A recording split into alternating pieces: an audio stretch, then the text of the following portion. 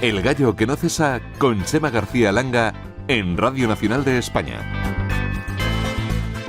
Hola, ¿qué tal? Muy buenos días a todos y bienvenidos a El Gallo que no cesa, aquí en Radio Nacional de España. ¡Vamos, gallos! Les invitamos a ponerse el mundo por montera, saludando juntos a este 18 de julio que acaba de comenzar. Atención al titular: 5 siglos en pie sobre una sismicidad intermitente. Desde luego que quienes levantaron las 30 iglesias de hoy estuvieron marcados por el acierto.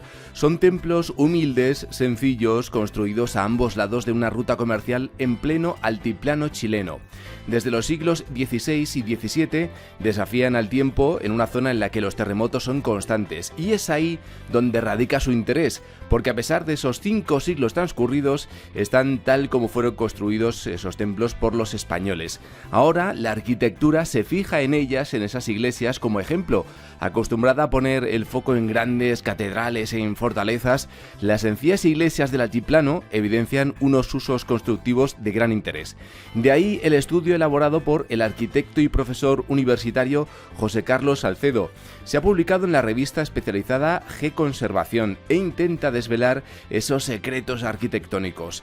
Enseguida estaremos con él, con José Carlos, pero ahora, como siempre, vamos con el sumario.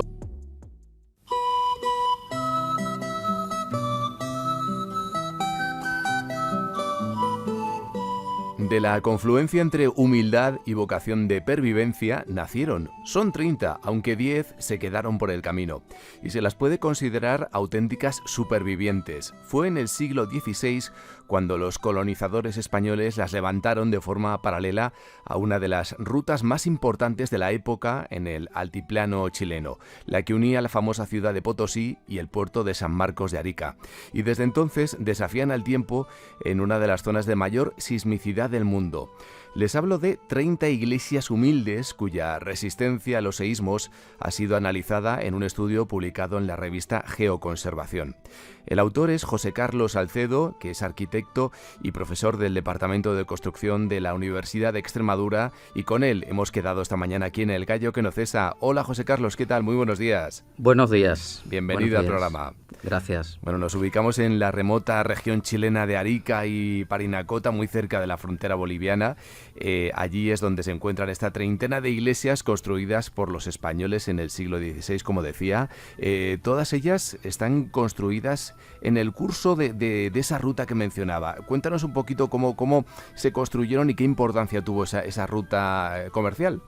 Hay que decir que esta región, que se llama, como tú bien has dicho, de Arica y Parinacota, y que es, para que nos hagamos una idea, pues un poquito más pequeña que la provincia de Cáceres, actualmente pertenece a Chile, pero no siempre fue así. Es este trozo del altiplano que originalmente perteneció a Bolivia. Esa zona fue colonizada por acompañantes de Pizarro. En concreto fue una encomienda de un conquistador también de la zona de Trujillo. Entonces no se quedaron solamente en la zona de la costa, sino que entraron dentro del territorio para cumplir su misión evangelizadora, subieron al altiplano y bueno, pues en esta región ha llegado a haber 40 iglesias. Iglesias pequeñas, iglesias en poblados indígenas, construidas en los siglos XVI y XVII. Son templos sencillos, humildes, como decimos, nacidos para perdurar, también para, por supuesto, evangelizar a los nativos. Y más allá de su carácter estético, que lo tiene, yo lo he visto algunas fotografías y no es que sean, digamos, especialmente hermosas, pero son bonitas. Lo reseñable es su propia supervivencia en una de las zonas de mayor sismicidad del mundo. No hablamos, José, de cantidad, sino más bien de la intensidad de esos temblores, ¿verdad?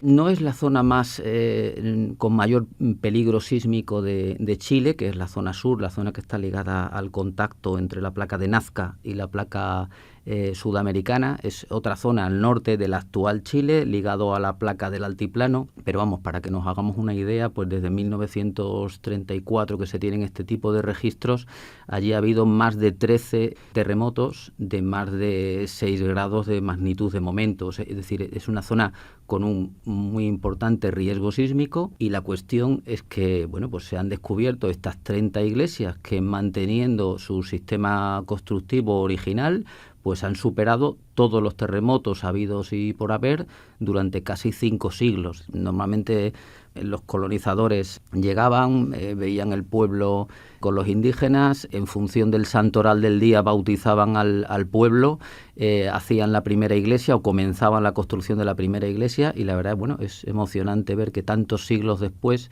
pues el pueblo y la iglesia se siguen llamando exactamente igual que el nombre que les pusieron inicialmente.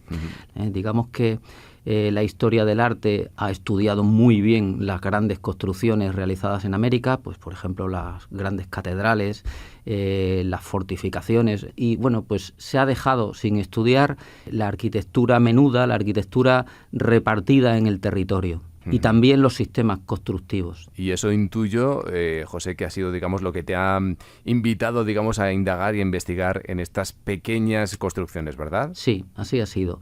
Partíamos en el grupo de investigación de que tenía que haber en América construcciones que hubieran aguantado en zona sísmica. Hay que tener en cuenta que España tiene una baja peligrosidad sísmica, la España actual, peninsular, pero España ha construido en 5 continentes, incluido en zonas de muy alto riesgo sísmico, y ahí están las construcciones. Entonces, por ejemplo, sabíamos que sobre la falla de San Andrés, en California, hay construcciones españolas que persisten.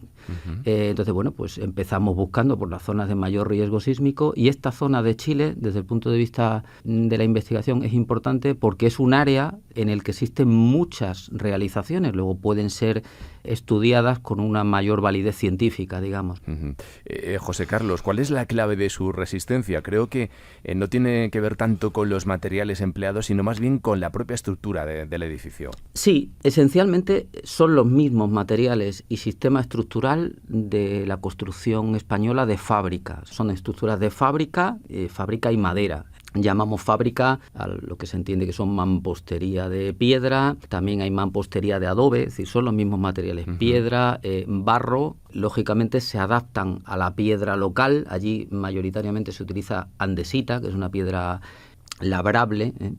De hecho, hemos descubierto, con ayuda de algunos colaboradores americanos, que incluso llegaron a transcribir, a utilizar directamente pliegos de condiciones que son los mismos que se utilizan en la península. Es decir, una de las cosas que digamos que hemos aportado a la investigación es que esto de que se cree que lo que hicieron los españoles fue adaptar técnicas indígenas, pues en los casos que nosotros hemos estudiado no es cierto. Es decir, son los mismos materiales, mismos sistemas de la península que se trasladan a América, y bueno, lógicamente se utiliza la piedra y la madera que hay allí. Imagino, por tanto, que a lo mejor empezaron a construirlo según, digamos, las condiciones o la manera de hacerlo aquí en la península.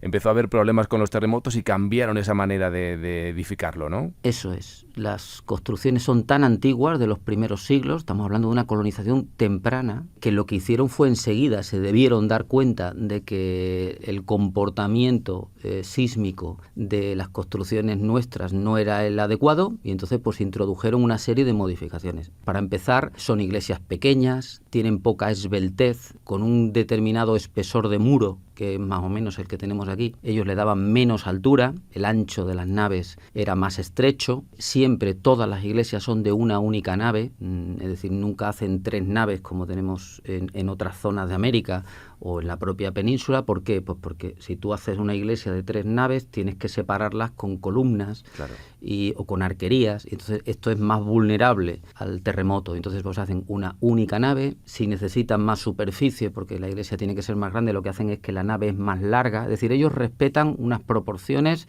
de altura, de anchura.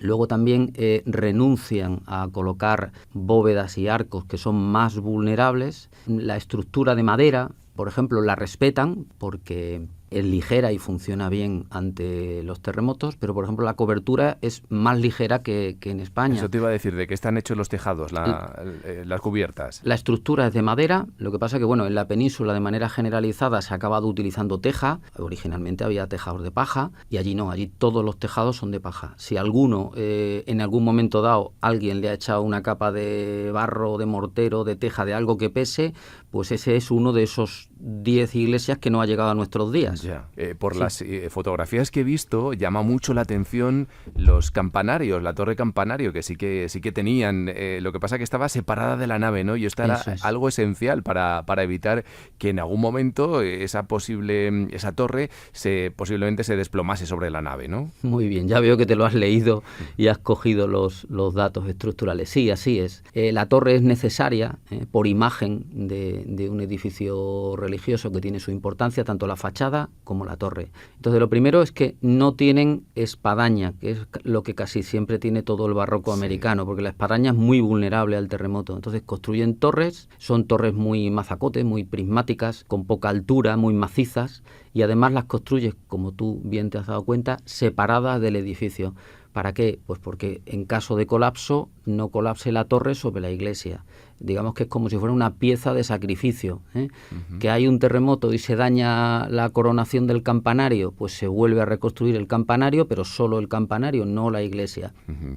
Hemos hablado de los contrafuertes, de las cubiertas, de la inexistencia de bóvedas, de arcos tampoco, también por supuesto de las torres campanario, y me gustaría mencionar los atrios, porque antes de entrar en la iglesia, en estos templos del altiplano, sí que existían y en ellos se bautizaba a los indios. Yo no sé si tenían algún tipo de importancia desde el punto de vista arquitectónico.